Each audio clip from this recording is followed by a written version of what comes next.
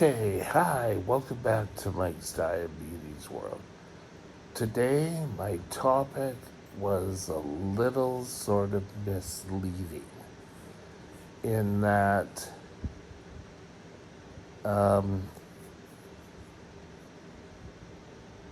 saying I'm on the mend, like I'm sick or I have a sore that isn't healing. But you know what? I'm pretty good actually. I'm on the mend, but we always seem every time we get a little nick,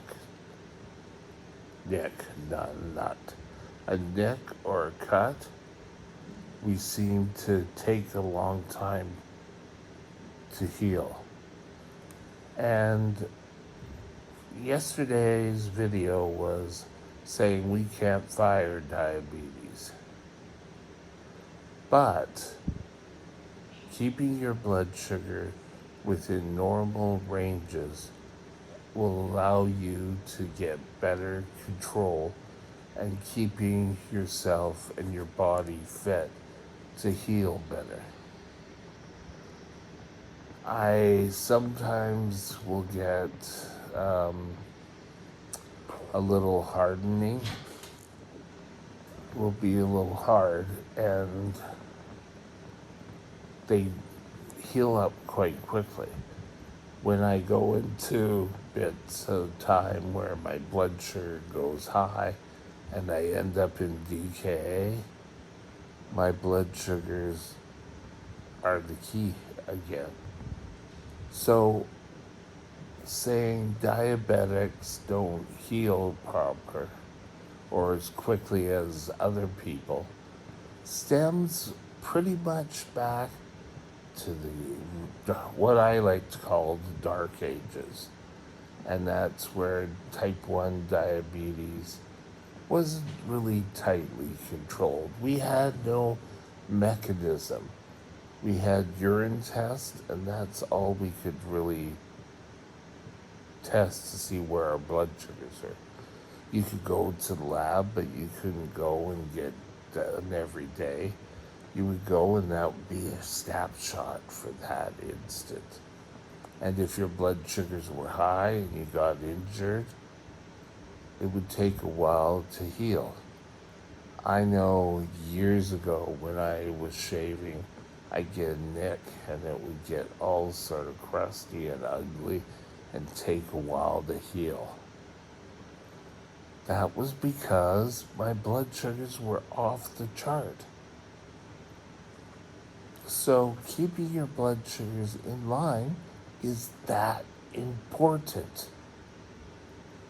Sorry, I don't mean to yell, but it really is that important. People can really tell if you're out of line or you're not with your diabetes, basically how well you heal. People whose blood sugars are pretty well kept within the normal ranges of 3.9 to 10 or 70 milligrams to 180 milligrams per deciliter are doing well in keeping their blood sugars at normal ranges.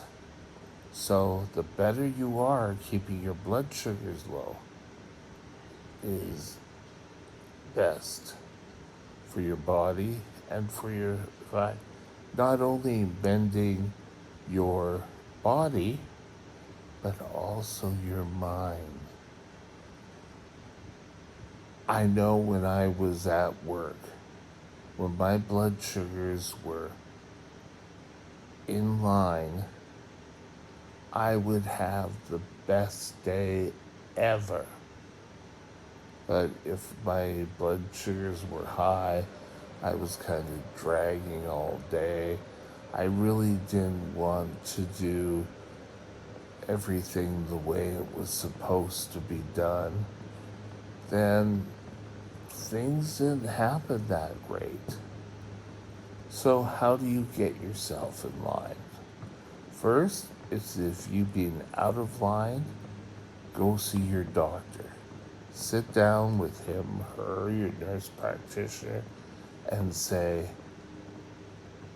I've been kind of lying to you.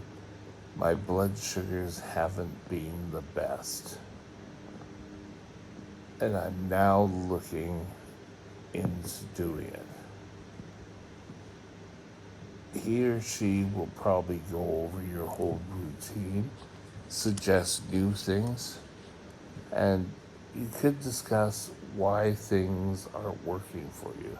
Are you burned out? You can go and speak to a psychologist about that if you wish.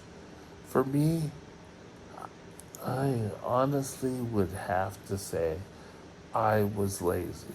That does not mean that every single person who isn't controlling their diabetes is lazy. There could be a number of reasons. They could just feel overwhelmed. And I really don't want to be testing my blood sugar every 5 minutes. But yet, you could do. You've got to find what's been stumbling block.